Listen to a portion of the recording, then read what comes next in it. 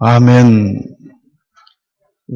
사냥꾼이 잘 훈련된 사냥개를 데리고 토끼 사냥을 떠났습니다. 총으로 토끼를 맞추었는데 토끼의 다리에 맞았습니다. 토끼가 전력 질주하여 도망을 시작했습니다. 사냥개를 뒤쫓아 보냈는데 한참 후에 이 사냥개가 토끼의 목을 딱 물어서 축 처진 그 토끼를 이 사냥꾼에게 갖다 주어야 하는데 혼자 돌아온 겁니다. 이 사냥꾼 주인이, 사냥개의 주인이 몹시 화가 나서 사냥개에게 물었습니다. 어떻게 이런 일이 다 있을 수 있냐? 그랬더니 사냥개가 그렇게 말을 했습니다. 전력 질주해서 달렸는데 토끼가 저보다 좀 빨랐습니다. 그래서 결국은 놓치고 돌아올 수밖에 없었습니다. 토끼가 가족들의 재회에서 질문을 받았습니다. 어떻게 다리까지 다쳤는데 다리에 총까지 맞고 그렇게 빠른 그 사냥개를 피해서 무사히 돌아올 수가 있었냐? 토끼가 그렇게 대답을 했습니다. 사냥개는 최선을 다해서 저를 쫓아온 거 맞습니다. 그런데 저는 죽기 살기로 도망했습니다.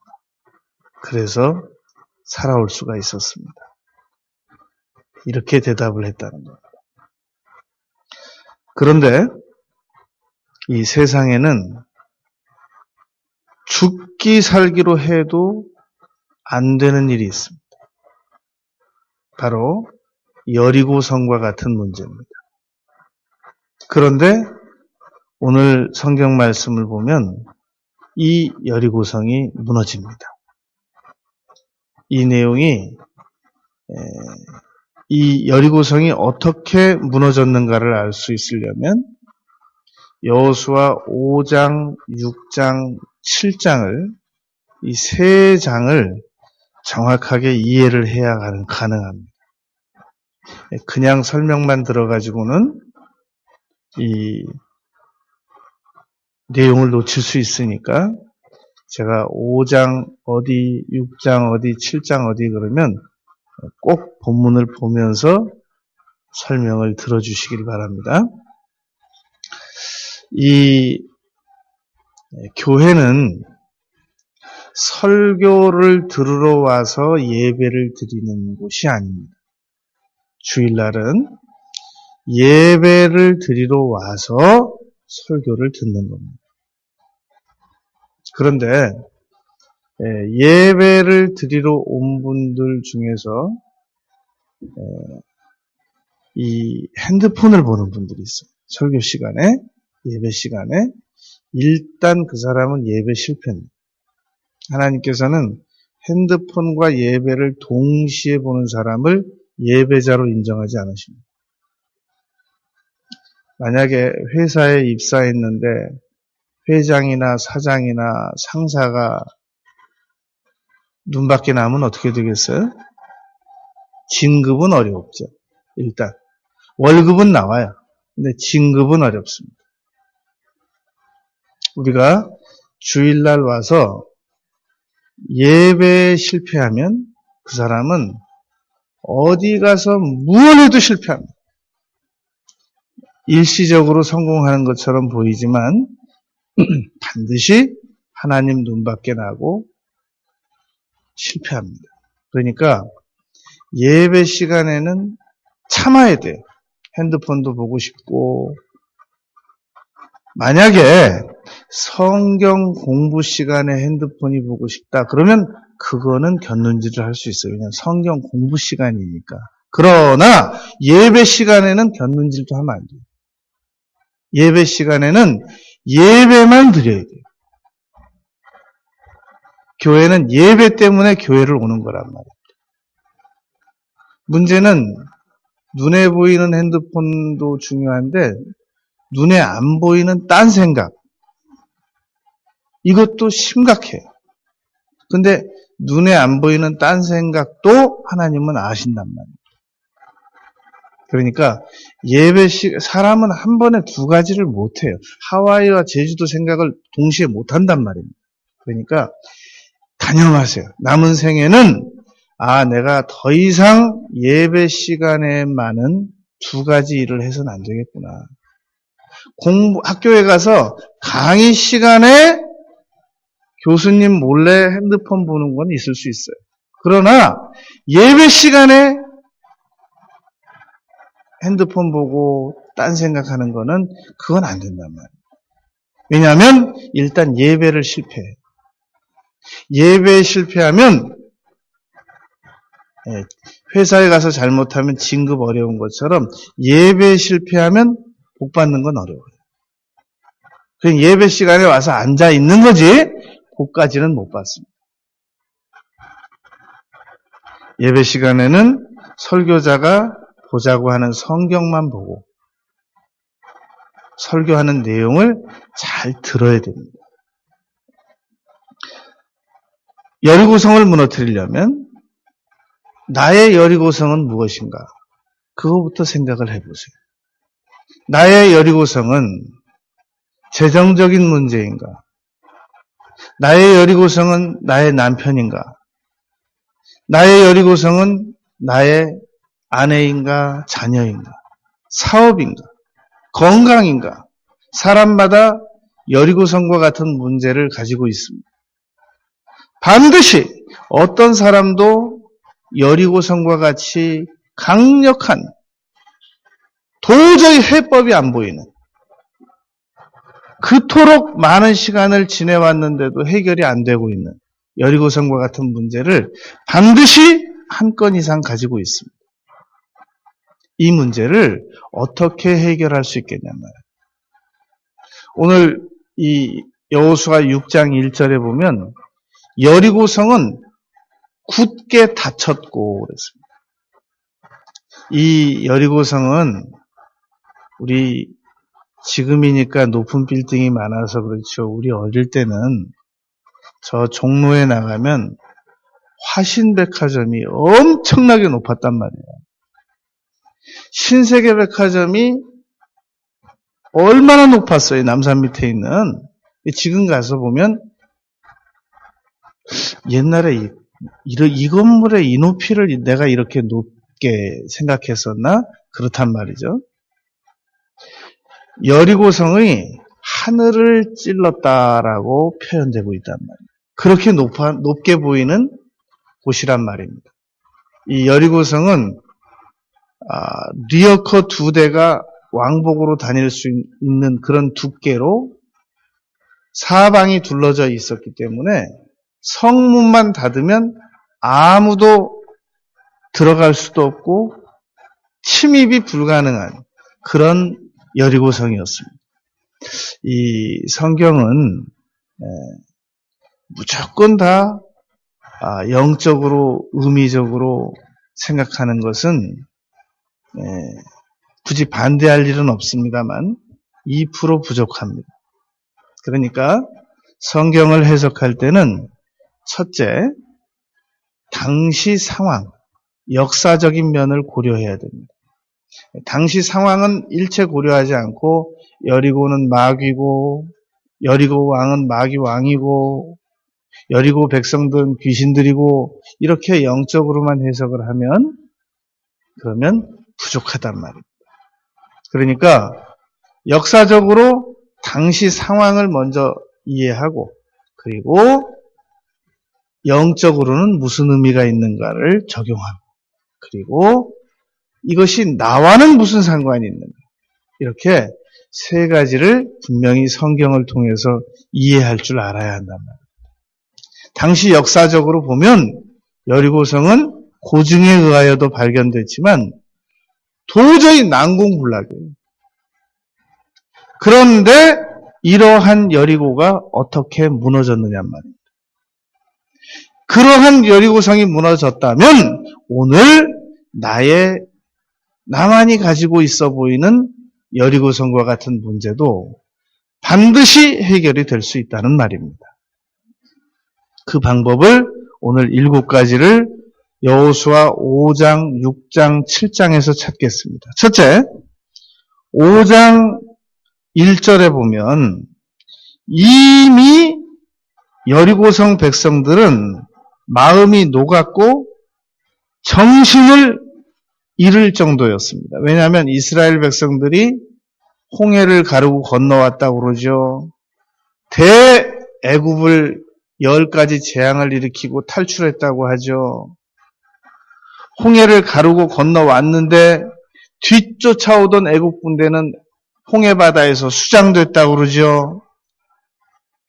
요단강을 건너오기 전에 그토록 강했던 바산왕 옥, 아모리 왕 시혼 두 나라를 완전히 쳐서 무찔렀다고 그러죠. 급기야 요단강까지 가르고 건너왔다는 겁니다. 마음이 녹았고 정신을 잃었더라 라고 표현되어 있단 말입니다. 이렇다면 볼 것도 없는 겁니다. 그냥 앞으로 진격하면 여리고성은 무너질 수밖에 없고 항복할 수밖에 없는 상황이었단 말입니다. 그런데 5장 2절에서 하나님께서 지시하시기를 여호수아에게 할례를 행하라. 5장 3절 할례를 행하니라. 이 말씀은 회개하라 그 말입니다. 여리고성을 무너뜨리기 위해서 첫 번째로 해야 될 일은 회개하는 겁니다. 저는요, 그렇게 죄를 내가 안 졌다는 건 아니에요. 제가 죄인이 아니라는 건 아닙니다. 그러나 제가 그렇게 큰 죄 진 건 없습니다. 저보고 뭘 회개하라는 겁니까? 저 상당히 상식적인 사람입니다. 저보고 뭘 회개하라는 건가요? 이렇게 말하면 그 사람은 자기 말은 서고 옆에 사람 듣기에는 상당히 떳떳해 보입니다. 그러나 여리고성은 안 무너집니다. 선택하세요. 도대체 나보고 뭘 회개하라는 거예요? 이렇게 계속 고집 부리든지 여리고성 안 무너뜨리고 그냥 있든지.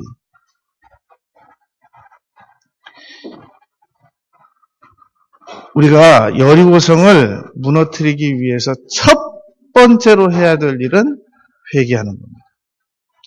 어떤 사람도 회개 안 해도 되는 사람은 지구상에 없습니다. 창세 이래로 없습니다. 우리가 수술을 앞두고 있는 의사 선생님이 손을 세척하지 않고 살균하지 않고 세균 박멸하지 않고 수술을 집도하겠다고 하면 그것 누가 찬성하겠습니까? 그 의사 선생님이 깨끗해요. 저를 믿으세요. 내가 수술 한두 번 해봐요. 그리고 그냥 시작하려고 하면 그거 믿어주는 사람 없단 말입니다. 이사야 선지자는 우리 인간의 의는 더러운 옷과 같다 그랬습니다. 우리 보기에는 공기 중에 세균이 안 보이죠. 그러나 현미경으로 보면 상황이 다르단 말입니다. 하나님께서 보시면 우리는 엄청난 죄악 속에 살고 있단 말입니다. 우리 자녀들은 자기 딴에는 다 잘한다고 생각하는데 우리 부모 눈으로 보기에 그렇습니까? 이것도 못마땅하고 저것도 아직도 부족하고 저것도 어설프고 이것도 아직 준비가 안 됐고 그렇단 말입니다. 그런데 우리 자녀들은 자기가 세상 다 산 것처럼 얘기한단 말입니다. 나도 어릴 때는 이제 20살밖에 안 먹었으면서도 나도 어릴 때는 그렇게 생각했었는데 그렇게 말한단 말입니다. 나도 세상을 이만큼 살아보니까 얼마나 살았나 봤더니 이제 한 23살 됐어요. 그러네. 부모 눈에만 봐도 그렇게 아직도 부족한 게 많은데 하나님께서 보실 때 얼마나 우리가 문제가 많고 죄가 많겠냔 말입니다. 아직도 미성숙한 가치관도 많고. 그게 제일 불안한 성도들이 어떤 성도들이냐면 이 정도 하면 되잖아요, 이렇게 아주 교만이 충만한 성도들을 제일 위험해요. 아니, 뭐 어떻게 도와라는 거예요, 여기서. 아주 그런 성도들을 보면 아주 불안해요. 저 어디서부터 얘기를 시작해야 될지 아주 난감하다고요. 그 정도가 여리고성이에요, 목회자에게는. 그런 성도가. 우리는 여리고성을 무너뜨리기 위해서 첫 번째로 해야 될 일이 철저하게 회개하는 겁니다.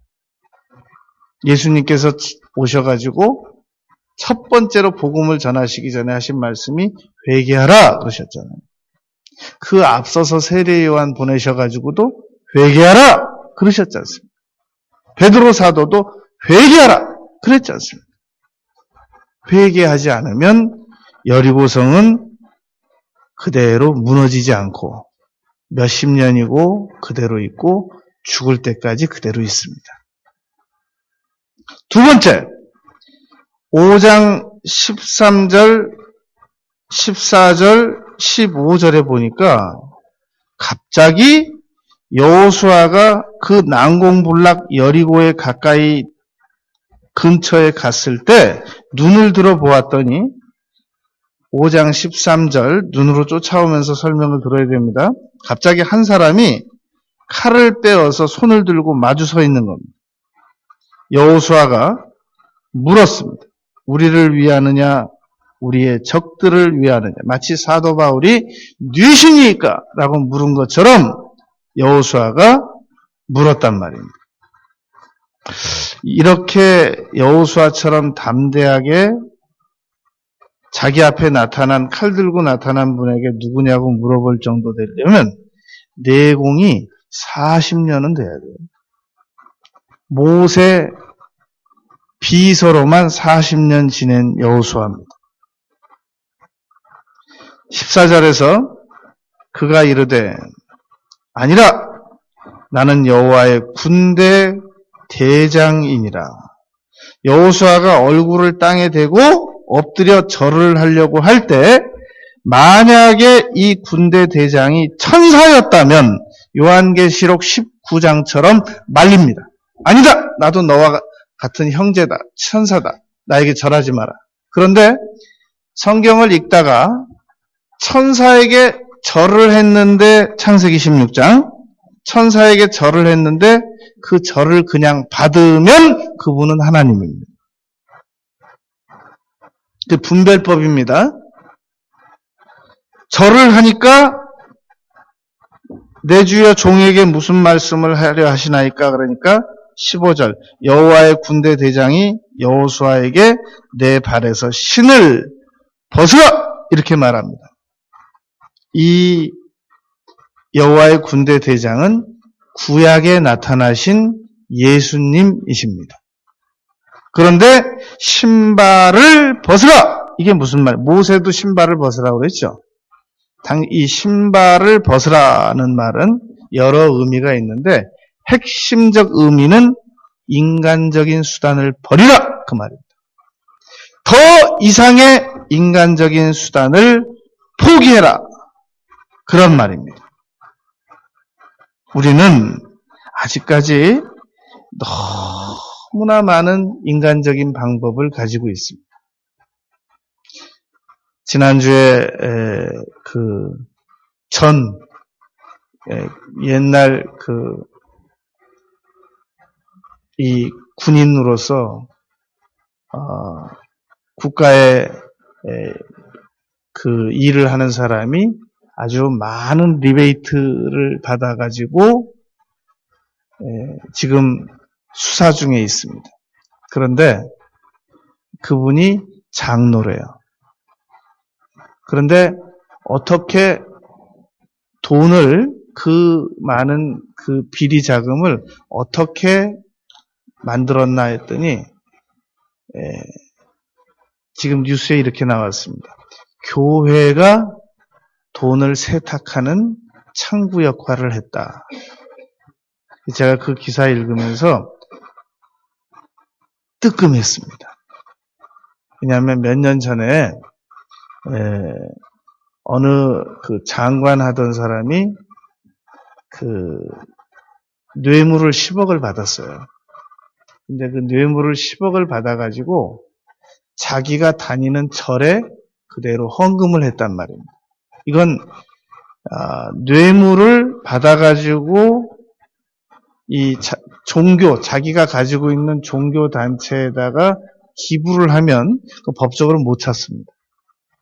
왜냐하면 그 돈이 어떤 돈이든지 간에 본인이 본인의 의사로 기부했기 때문에, 만약 그렇다면은 뭐 도둑이 돈 만들어 가지고 와서 헌금했던, 교회는 뭐 맨날 다 지출해야 돼요. 그 돈 알고 보니까 이런 돈입니다. 그럼 뭐 다, 그래서 종교재단에 들어온 돈은 그 지출이 안 됩니다. 그래서 이게 그분이 장로인데 그 리베이트 된 금액을 합법적으로 받아들이기 위해서 교회라고 하는 창구를 기부를 받아서, 아마 그랬겠죠. 이제 조사해보면. 교회에서는 헌금 형식으로 받고 나중에 다시 다른 명목으로 돌려주는 그런 일이 있겠죠. 무슨 말이냐면 인간적인 방법은 이 세상 끝날까지 있는 겁니다. 어느 단체나. 그래서 바울 사도께서는 경건을 이익의 재료로 삼지 말라, 그렇게 말했단 말이에요.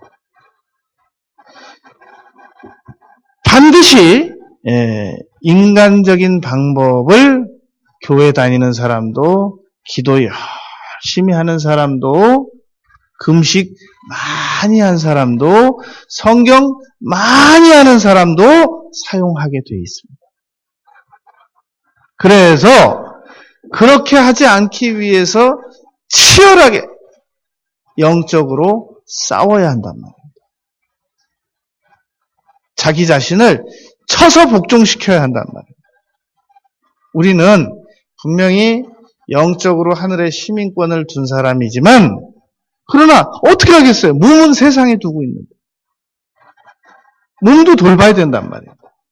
추우면 따뜻하게 해야 되고, 더우면 시원하게만 해야 되고, 배고프면 먹어야 되고. 인간은 욕구를 가지고 있기 때문에 이 세상 끝날까지 욕구 충족을 위해서 반드시 합법적 노력만 하지 않는단 말입니다. 그래서 여리고성을 무너뜨리기 위해서 하나님께서 우리에게 두 번째로 요구하신 조건은 신발을 벗으라는 겁니다. 그러지 않으면 여호수아 6장 1절 여리고는 굳게 닫혔고 출입하는 사람도 없고, 잠깐 나왔다 들어가면 그 틈에 들어가겠는데 출입하는 사람도 없고, 그리고 그런 상황에서 이 전략이 임했습니다. 이 군대 장관에 의하여, 예수님에 의하여 여호수아에게 여리고성을 무너뜨릴 수 있는 전략이 임했단 말입니다. 신발 벗고 너의 인간적인 수단 버리고, 6장 2절에서 여리고 전체 백성들과 왕과 용사들, 군대까지 너한테 다 넘겨주었고, 이스라엘은 민병대예요. 이스라엘이 정식으로 훈련받은 군대 데리고 다니는 사람들이 아니거든요. 애굽에서 벽돌 찍던 사람들이에요. 그런데 어떻게 여리고성에 용사들을 넘겨줄 수가 있냔 말입니다. 전략도 놀라울 만큼 어리석은 전략입니다. 3절. 넘겨줬으니까 성을 매일 한 바퀴씩 6일 동안 6바퀴를 돌아라. 4절. 7째 날에는 7바퀴를 돌아라. 13바퀴를 돌으라는 겁니다. 리어커 2대가 왕복으로 다닐 수 있는 그 두께의 여리고성이 과연 이런다고 무너지겠습니까? 여호수아 6장 5절 마지막 날에는 13바퀴째 돌고 나서는 전부 큰 소리로 외쳐라. 그러면 성은 무너진다. 이게 믿어지겠습니까? 그러니까 인간적인 수단 버리라고 그러는 거예요. 이게 인간적으로는 안 믿어지니까. 상식적으로는 안 믿어지니까 인간적인 수단을 버리라고 한 거란 말입니다. 신앙은 상식선에서 사고를 가지는 사람들은 신앙생활을 못합니다. 바다 위를 걸었다는 게 상식으로 믿어지세요? 예수님이 그냥 공중으로 붕 뜨셔서 승천하셨다는 게 믿어지세요? 금요일날 죽으신 분이 주일날 2박 3일 만에 살아서 돌아다니는 사실이 믿어지세요? 그건 말이 안 되죠, 그거는. 그러니까 상식이 강한 사람은 신앙생활은 잘하기는 어려워요. 난 그 상식적으로 못 믿어. 못 믿으니까 안 믿는 거죠. 이게 믿어지냔 말이죠. 여리고성이 하루에 한 바퀴씩 6바퀴. 자, 그러면 이걸 좀 구체적으로 얘기를 해볼게요. 이스라엘 백성들에게 지금 여리고성을 도르라고 그러는데 민수기 1장에 가보면 군대 수를 세라고 그래요.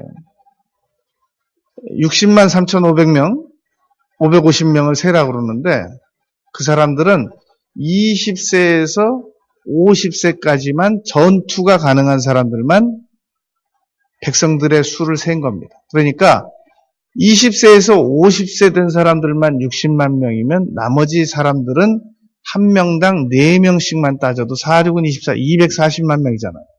지금 이 여리고성을 도르라는 말은 60만 명 보고 도르라는 게 아니고 240만 명에게 도르라는 얘기예요.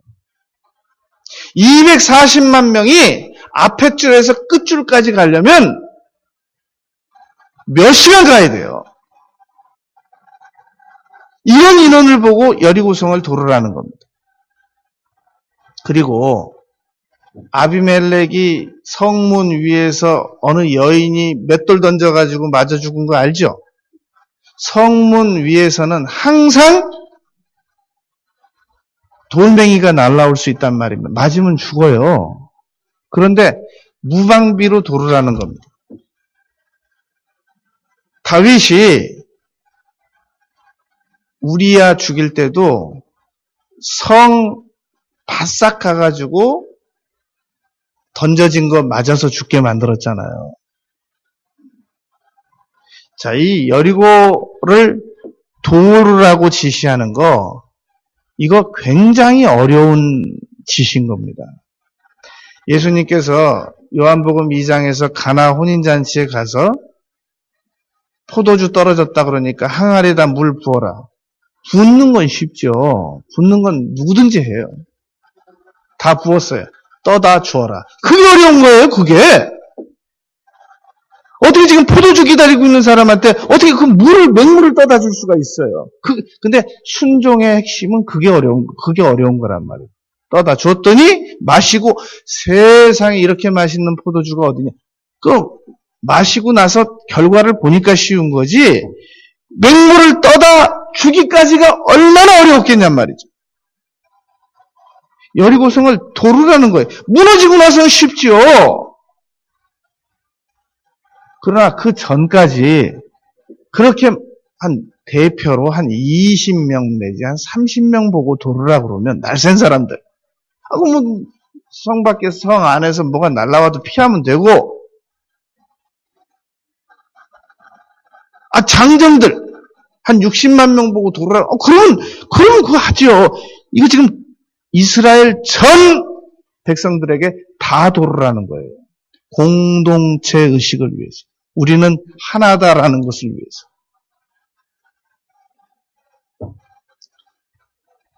여리고성은 굳게 닫혔어요. 하루를 돌았어요.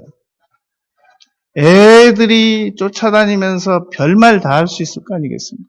아빠 왜 돌아? 이렇게 돌면 뭐가 달라져? 어른들도 말 많은 사람들이 있거든요. 하루 돌고 나서 어디 금이라도 갔어? 사흘째 돌고 나서는 이거 우리가 지금 제정신들 맞아? 이렇게 어디 벽돌에 금이라도 갔어? 아니. 근데 왜 돌아야 돼? 혹시 우리 대장 여호수아께서 지시를 잘못 받은 거 아니야? 별말 다 할 수 있거든요. 그래서 인간적인 수단을 버리라는 거예요. 우리가 교회에서 어떤 문제를 위해서 작정 기도를 하지 않습니까? 21일 또는 40일 또는 어떤 문제를 위해서 노력하다 보면 반드시 중간에 낙심한 사람들이 미리 성급하게 안 해야 될 말들을 많이 합니다. 민수기 14장 38절 하나님이 다 듣고 계세요. 너희 하는 말이 내 귀에 들렸나니. 신명기 5장 그때 너희가 하는 말을 하나님께서 들으시고 다 듣고 계세요. 그래서 입을 지킨다는 게 너무너무 어려운 겁니다. 야고보 선생은 그래서 언어를 조심하라 라고 야고보서 3장 1절 이하에서 말씀하셨던 겁니다. 이 인간에게는 언어 중추신경이 있어가지고 부정적인 말도 하면 믿어져요. 긍정적인 말도 하면 믿어지지만 부정적인 말도 자기가 자기 입으로 해놓고 자기가 믿어요. 그냥 부정적인 말을 하고 잊어버리면 괜찮겠는데 문제는 인간은 부정적인 말을 하면 그게 본인도 각인이 되고 듣는 사람에게도 전염이 된단 말이에요. 누가복음 1장에서 세례 요한의 아버지 사가랴가 연로한 상태에서 제사장 직무를 이행하러 들어갔다가 내게 천사가 나타나서 아들이 있다 그러니까 어찌 내게 이런 일이 있으리요. 그 시간부터 벙어리가 됐어요. 너는 더 이상 입 열고 얘기해봤자 어차피 부정적인 말만 할 거니까 아들 태어날 때까지 벙어리! 그래가지고 그때부터 벙어리 됐어요. 그리고 천사가 아들 낳거든 이름을 요한이라고 하라 그래서 서판에도 나중에 요한이라고 썼잖아요. 입만 열었다면 부정적으로 말하는 사람의 말은 하나님께서 듣고 싶어 하시지 않습니다. 그리고 안 하는 게 도움이 된다 그 말입니다. 세 번째, 6장 6절부터 9절까지 눈의 아들 여호수아가 제사장들을 불렀습니다. 이제 1절부터 5절까지 전략적 지시를 받은 후에 다시 백성들에게 재지시를 합니다. 이 지도자가 백성들에게 뭔가 재지시를 할 때는 지도자는 훨씬 더 많은 내용들을 듣고 본 것을 요약해서 핵심적으로 전달하는 겁니다. 그러므로 지도자가 우리에게 하나님께서 지도자들을 통해서 우리에게 어떤 지시를 하시거든 믿어야 돼요. 왜 그런데요? 왜 그렇게 해야 되는데요? 그렇게 안 하면 안 되나요? 지금 제대로 되고 있는 건가요? 등등 묻고 싶은 것도 많고 따지고 싶은 것도 많고 그러하단 말입니다. 우리가 히딩크가 처음에 왔을 때 5대 0으로 질 때 네덜란드에게 얼마나 말들이 많았어요. 5대 빵 지도자라고. 근데 나중에 상황을 역전시키지 않습니까? 그래서 지도자는 어쩔 수 없이 무슨 일을 하든지 비난받는 기간이 있습니다. 그 기간을 지도자는 참아내야 되고 견뎌내야 되는 거 맞습니다. 문제는 그 기간 동안에 비난하고 부정적으로 말하고 잘못 말한 사람들은 훗날 계산 받는다는 거예요. 그게 문제라는 거예요. 그래서 입을 지켜야 돼요. 좀 천천히 말해도 되거든요. 똑바로 알고 말해도 되거든요. 상황을 좀 제대로 파악하고 말해도 되거든요. 근데 무조건 말하면 100마디에서 99마디가 다 실수예요. 명예 깎이고 신뢰 잃고 신용 마일리지 삭감되고 관계 결속 약해지고 자기 상처받고 듣는 사람 상처받고 밖에 나갈 때 길 조심하라고 말할 필요 없어요. 알아서 해요. 말 조심하라고 그래야 돼요. 오늘 말 조심해라. 학교 가서 말 조심해라. 회사 가서 당신 말 조심하세요. 친구들 만나서 말 조심해. 말만 조심하면 돼, 사람은. 길은 알아서 조심해요, 사람은.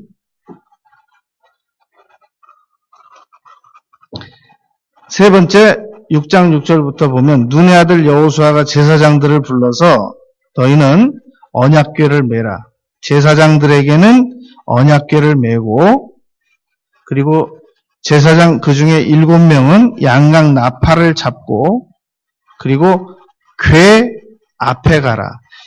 근데 이 궤 앞에 가는 거리도 민수기에 보면 2000m를 앞서가라고 그랬어요. 그러니까 언약궤를 맨 사람은 저 앞에 2km 앞에 가는 거예요.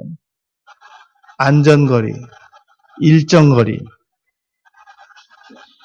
이런 상황인데 7절에서 성을 돌되 무장한 자들이 여호와 궤 앞에서 나아갈지니라. 무장한 사람들은 여호와의 궤 앞에 세우고 그리고 백성에게 이르기를 7 양각 나팔을 나팔은 손바닥만 해요. 이렇게 불면 부 하는 그런 그 나팔인데 언약궤가 뒤따르고 그리고 9절에 보면 무장한 자들은 제사장들 앞에 가고 호위하고 후군은 궤를 뒤를 따르고 제사장들은 나팔 불면서 행진을 하는데 그런데 이렇게 해서 한 바퀴를 하루에 한 바퀴만 돌아요. 오늘은 그냥 2바퀴 돌아버릴까? 그게 안 되는 거예요. 꼭 지시받은 대로만 순종을 하라는 겁니다.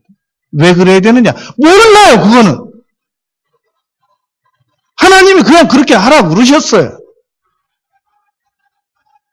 그래서 순종은 왜 해야 되는데? 안 하면 안 되는데? 왜 지금 해야 되는데? 지금 상황 설명해 보세요. 이렇게 말하고 순종하는 건 순종이라고 안 그러고 그건 확인이라고 그래요.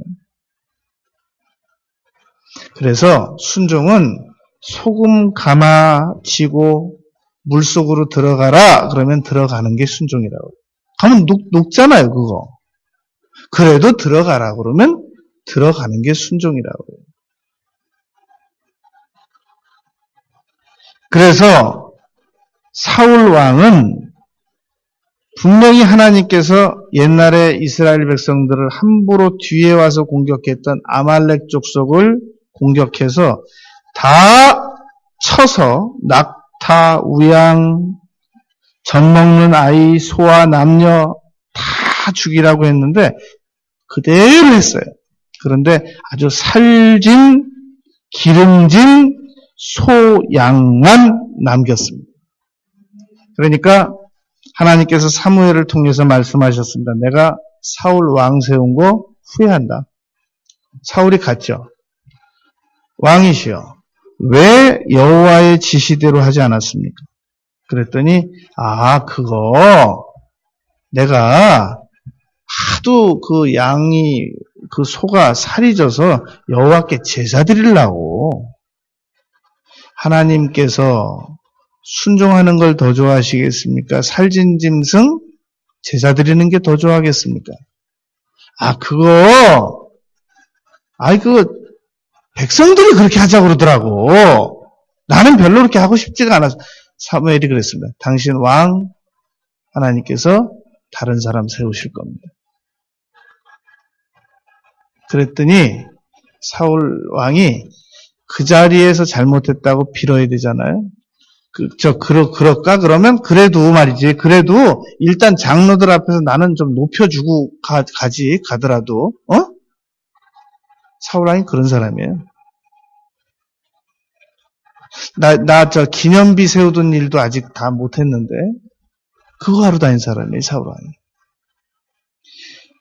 여호수아가 이런 지시를 내렸을 때, 아무도 이의를 제기하는 사람이 없었습니다.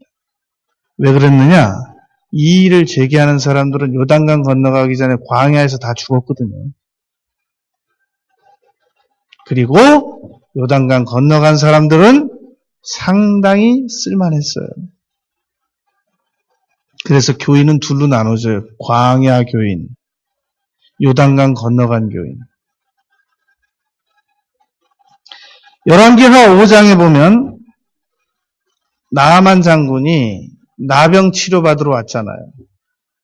엘리사가 문 밖에 나와가지고 대아람 군대에 나아만 장군이 어떻게 여기까지 이렇게 오실 수가 있으셨습니까? 라고 말할 줄 알았는데 웬 종이 나와 있어요. 그러더니 그 종이 하는 말이 우리 주인 엘리사께서요. 저 요단강 가셔가지고 7번 몸을 물에다 잠그고 나오면 나병이 치료받는데요. 나아만이 대노했습니다. 뭐라고? 요단강이 어쩌고? 우리나라에 강 좋은 거 얼마나 많은 줄 아니? 나보고 그 개울짝 같은 그 요단강 가가지고 지금 우리 부하들 오는 앞에서 물속에 들어가서 1000번 7번 하라고? 간다! 그리고 돌아서려고 그러는데 그 옆에 참모가 이렇게 말했습니다. 참모를 잘 둬야 돼요. 장군님, 병만 낫는다면 7번만 하겠습니까? 그거보다 더한 일도 하겠습니다. 듣고 보니까 맞잖아요. 믿음은 들음에서 난다. 로마서 10장 17절. 옳은 말을 들으니까 옳은 믿음이 난 거예요. 나아만이 좋다. 자존심을 꺾습니다. 그리고 요단강에 가서 1000번 이 나병 걸린 사람들은 옷 속에 붕대 감고 있는 거 아시죠? 그거 다 젖어요, 들어가면. 그러면 그거 다 풀어야 돼요. 혼자 못 풀어요. 부하에게 그거 살 다 보여줘야 돼요. 자존심 내려놓은 거예요. 1000번. 그런데 7번째 들어갔다 나왔더니 이 살이 아기살처럼 변하는 거예요. 핵심은 요단강 물 때문에 그런 게 아니라 순종 때문에 그랬단 말이에요. 순종! 자존심 꺾고! 그 물은 아무 성분이 없어요. 그 물은. 핵심은 순종했느냐 안 했느냐 그걸 보는 거지 물 속에 들어갔느냐 그걸 보는 게 아니란 말입니다. 핵심은 하루에 한 바퀴씩 돌으라고 그랬으면 한 바퀴씩만 돌고 2바퀴 안 돌고 7바퀴 6바퀴 그냥 하루에 다 돌아버리지 않고 핵심은 순종이란 말입니다. 네 번째, 여리고성을 무너뜨릴 수 있는 방법. 일체의 부정적인 언어를 사용하지 않는 겁니다. 6장 10절. 여호수아가 백성에게 명령하여 이르되 너희는 외치지 말며 너희는 음성을 들리게 하지 말며 너희 입에서 아무 말도 내지 말라. 그리하다가 내가 너희에게 명령하여 외치라. 13번째. 13바퀴 돌았을 때. 외치라 할 때 그때만 외쳐라. 왜냐하면 말을 하게 내버려 두면 온통 부정적인 말들을 반드시 했을 거란 말입니다. 이게 뭐냐? 이거 지금 우리 바로 가는 거냐? 5번째, 여리고성을 무너뜨리려면 이성적 반발을 억제하며 인내해야 됩니다. 우리가 하나님의 일을 하고 싶으면 계속 이성이 반발합니다. 아니야, 이건 아니야, 이건 아닌 것 같아. 이거 아무리 봐도 이건 아닌 것 같아. 도저히 이거는 있을 수가 없는 일 같아. 계속 이성이 중간에 반발합니다. 그걸 억누르고 참아야 됩니다. 6장 11절 여호와의 괴가 그 성을 한번 돌게 하고 그들이 진영으로 돌아와서 진영에서 자니라. 12절 다음날 아침에 일찍 일어나서 제사장들이 여호와의 괴를 메고 돌고 와서 자니라. 14절 엿새 동안 이같이 하니라. 15절 일곱째 날의 새벽에 일찍 일어나서 전과 같은 방식으로 그날은 7번을 도니라. 16절 제사장들이 나팔을 불 때 16절 여호수아가 그동안 아무 말도 하지 말고 있다가 외치라 그랬더니 이 성을 주셨느니라 그랬더니 20절에 백성이 외치고 제사장들은 나팔 불고 크게 소리질러 외치니 성벽이 무너져 내린지라. 이렇게 이성적 반발을 극복하고 참하고 견뎌내야만 여리고성은 무너질 수 있게 되는 겁니다. 여섯 번째, 6장 17절, 18절, 19절, 24절. 이스라엘 백성들이 요단강을 건너가서 여리고 성은 첫 번째 성이었습니다. 11조 성격이었던 겁니다. 첫 재물이었던 겁니다. 일체 손대지 말라고 그랬던 겁니다. 그 다음부터 아이와의 전투에서 이기고 가나안 족속들을 멸절시키면서 이기는 전리품들은 얼마든지 가지고 수거해서 나누어서 사용할 수 있었단 말입니다. 그러나 여리고 전투에서 거둔 것만큼은 절대로 손을 대면 안 되었습니다. 24절 여호와의 집 곳간에 두었더라. 18절 그 바친 물건에 손대지 말라. 19절 여호와의 곳간에 드릴지니라. 17절 여호와께 온전히 바치라. 하나님의 것에 승리했습니다. 여리고성은 이미 무너졌어요. 승리 후에 하나님의 것에 손대지 말아야 한단 말입니다. 일곱 번째, 그런데 이 명령을 어긴 사람이 있었으니 아간이라는 자였습니다. 아간은 은을 보고 탐내어 취하였나이다 라고 자신의 범죄 사실을 세 마디로 고백했습니다. 노력한 물건은 신안산의 아름다운 외투였습니다. 요즘 말로 말하면 최고급 모피코트였던 겁니다. 은과 50세겔 되는 금덩이, 200세겔 되는 은, 이것을 자기 장막 가운데 가서 감춰두었단 말입니다. 아무리 범인을 찾으려도 찾을 길이 없어요. 어쩔 수 없이 제비뽑기에 들어갔습니다. 그랬더니 유다 지파가 뽑혔고 세라 족속이 뽑혔고 그 중에서 삽디가 뽑혔고 삽디 가족 중에서 아간이 뽑혔습니다. 결국은 아골 골짜기로 데리고 가서 돌로 쳐 죽였습니다. 이 범죄 때문에 다음 전투, 이 아이와의 전투에서 패배를 당하여야 했단 말입니다. 그래서 원인을 역추적하다 보니까 아간이 물질을 하나님 앞에 손대지 말아야 할 것을 손댔습니다. 성경을 보면 어떤 죄도 용서받았어요. 근데 물질로 말미암아 하나님께 범죄한 사람들은 아나니아와 삽비라, 아간 죽습니다. 왜냐하면 물질을 가지고 하나님께 속이는 사람은 어떤 죄도 다 지을 수 있는 사람이기 때문에 하나님께 택함을 받은 사람들은 비록 다른 죄는 지을지라도 물질만은 하나님께 안 속이고 싶습니다. 테스트해봐도 좋습니다. 자기 양심을. 벌써 물질 가지고 하나님 앞에 속이고 싶거나 거역하고 싶으면 그건 마비된 심령이에요. 굉장히 위험한 심령이에요. 누가 옆에서 막 그렇게 하라고 해도 싫어야 돼요. 왜 누구 나보고 명제촉하라고 그러는 거야? 난 싫어. 아브라함이 그랬잖아요. 실 한 톨도 하나님께서 주신 거 아니면 나 안 갖는다. 싫어야 돼요. 아주 싫어야 돼요. 근데 하나님 돈이 자꾸 탐난다. 그건 수상한 거예요. 여리고성을 무너뜨리려면 원래 5가지만 알면 됩니다. 그러나 6번째, 거기서 승리하고 일체 아무 재물도 취하지 말아야 된다는 거. 7번째, 그 취한 재물 때문에 아간이 돌 맞아 죽었다는 거. 이것까지 패키지로 외워야 돼요.